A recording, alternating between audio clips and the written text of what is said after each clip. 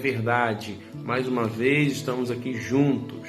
Você lembra daquela passagem que fala que Jesus alimentou 5.000 pessoas, mais de 5.000 pessoas, com apenas 5 pães e 2 peixinhos? Então, na verdade, a palavra de Deus diz que 5.000 era o número de homens, fora as mulheres e as crianças. Alguns estudiosos dizem que eram aproximadamente 15.000 pessoas. Poderoso, né? Algo tremendo da parte de Deus, que a gente fica maravilhado. Como é que pode um homem com 5 pães e 2 peixinhos alimentar uma grande multidão?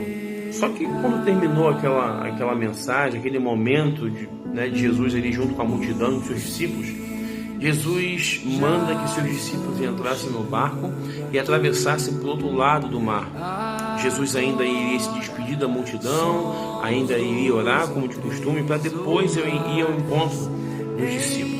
Só que a palavra de Deus diz que no meio do caminho, no meio do mar, na verdade, uma grande turbulência veio ao encontro daqueles discípulos, daquele barco no qual eles estavam.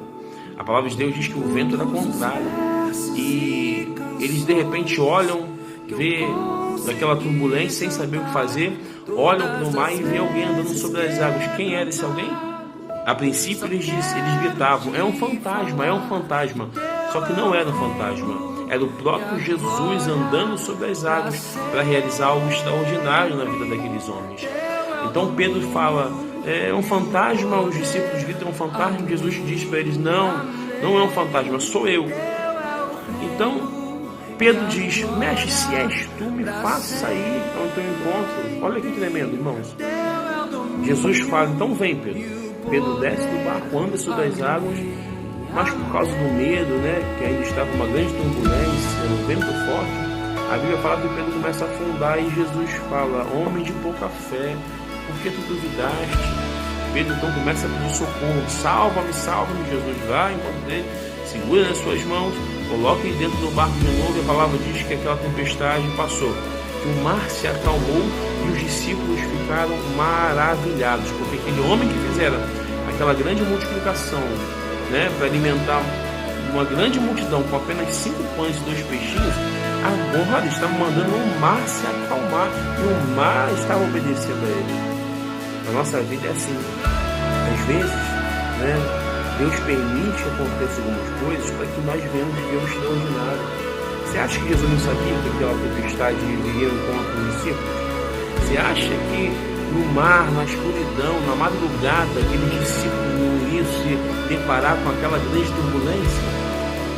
Jesus sabia, mas Jesus queria fazer com que eles pudessem acreditar ainda mais no poder de Deus, fazer com que eles vivessem o extraordinário. Irmãos, Pedro andou sobre as águas. Eu não quero saber se Pedro afundou, se duvidou, até porque foi o único ali que teve a coragem de pisar nas águas e viveu o extraordinário, Pisou e andou, afundou, mas Jesus estava ali. Assim que Jesus faz, a gente coloca o pé, a gente vive o extraordinário e se porventura, por algum medo, alguma preocupação, a gente afundar, Jesus vai estar sempre do nosso lado para nos salvar.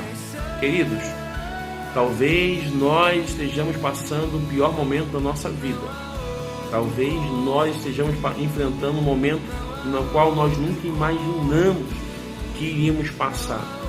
Mas algo eu quero falar para o teu coração. Jesus está nos chamando para viver o extraordinário.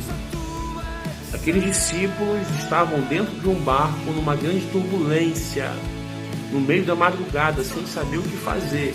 E Jesus aparece andando sobre as águas e ainda convida, permite, na verdade, que Pedro vivesse o extraordinário de andar sobre as águas.